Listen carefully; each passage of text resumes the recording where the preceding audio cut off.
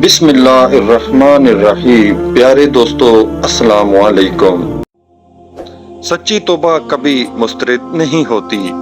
پیارے دوستو، اللہ تعالیٰ اپنا کرم اور اپنی مہربانی کو بیان فرماتا ہے کہ جس گناہ سے جو کوئی توبہ کرے، اللہ تعالیٰ اس کی طرف مہربانی سے رجوع کرتا ہے، اور ہر وہ شخص جو رب کی طرف جھکے، رب اپنی مہربانی سے اور اپنی وسعت رحمت سے اسے ڈھانپ لیتا ہے اور اس کے صغیرہ کبیرہ گناہوں کو بخش دیتا ہے، چاہے وہ گناہ آسمان و زمین اور پہاڑوں سے بھی بڑے ہوں۔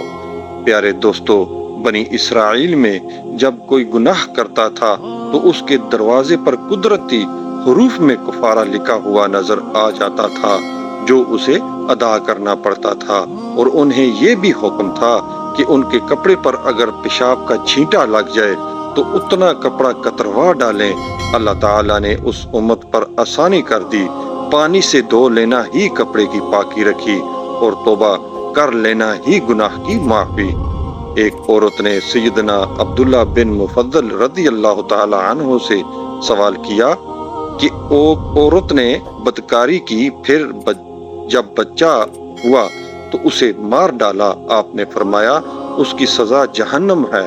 وہ روتی ہوئی واپس چلی تو آپ نے اسے بلایا، وَمَن يَعْمَلْ سُوءًا أَوْ يَظْلِمُ نَفْسَهُ ثُمَّ يَسْتَغْفِرِ اللَّهَ يَجِدِ اللَّهَ غَفُورًا رَحِيمًا پڑھ کر سنائی تو اس نے اپنے آنسو پوچھ ڈالے اور وہ واپس لوٹ گئی۔ نبی کریم صلی اللہ علیہ وسلم فرماتے ہیں کہ جس مسلمان سے کوئی گناہ سرزد ہو جائے، پھر وہ وضو کر کے 2 رکعت نماز ادا کر کے اللہ تعالیٰ سے استغفار کرے تو اللہ اس کے گناہ کو بخش دیتا ہے۔ وَالَّذِينَ إِذَا فَعَلُوا فَاحِشَةً أَوْ ظَلَمُوا أَنفُسَهُمْ ذَكَرُوا اللَّهَ فَاسْتَغْفَرُوا لِذُنُوبِهِمْ وَمَن يَغْفِرُ الذُّنُوبَ إِلَّا اللَّهُ وَلَمْ يَصِرُّوا عَلَى مَا فَعَلُوا وَهُمْ يَعْلَمُونَ کی تلاوت کی۔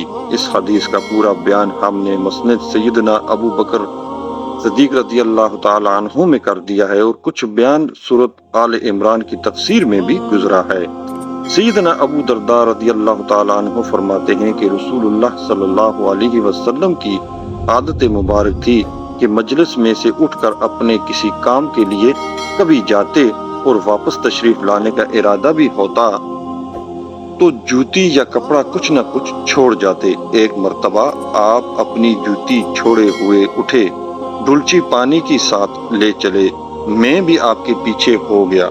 آپ کچھ دور جا کر بغیر حاجت پوری کیے واپس آئے اور فرمانے لگے، میرے پاس میرے رب کی طرف سے ایک آنے والا آیا اور مجھے یہ پیغام دے گیا۔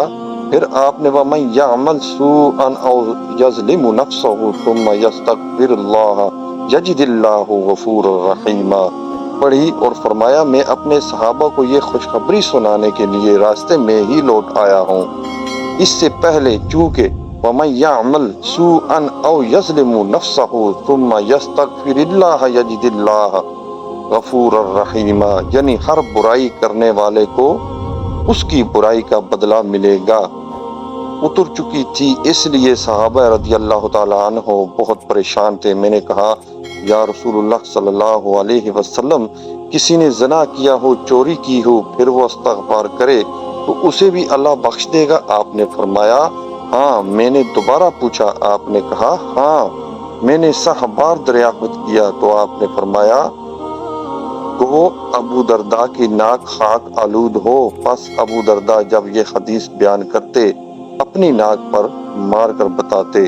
اس کی اسناد ضعیف ہے اور یہ حدیث غریب ہے۔ پھر فرمایا، گناہ کرنے والا اپنا ہی برا کرتا ہے، جیسے اور جگہ ہے کوئی دوسرے کا بوجھ نہیں اٹھائے گا، ایک دوسرے کو نفع نہ پہنچا سکے گا، ہر شخص اپنے کرتوت کا ذمہ دار ہے، کوئی نہ ہوگا جو بوجھ اٹھائے۔ اللہ کا علم، اللہ کی حکمت اور الہی عدل و رحمت کے خلاف ہے کہ ایک گناہ کرے اور دوسرا پکڑا جائے۔ پھر فرماتا ہے، جو خود برا کام کر کے کسی بے گناہ کے سر تھوپ دے، جیسے بنو بیرک نے سیدنا لبید رضی اللہ تعالیٰ عنہ کا نام لے دیا، جو واقعہ تفصیل وار اس سے اگلی آیت کی تفسیر میں بیان ہو چکا ہے۔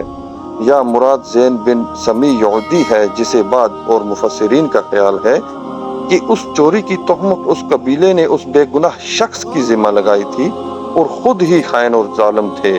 آیت گوشان نزول کے اعتبار سے خاص ہے لیکن حکم کے اعتبار سے عام ہے۔ جو بھی ایسا کرے وہ اللہ کی سزا کا مستحق ہے۔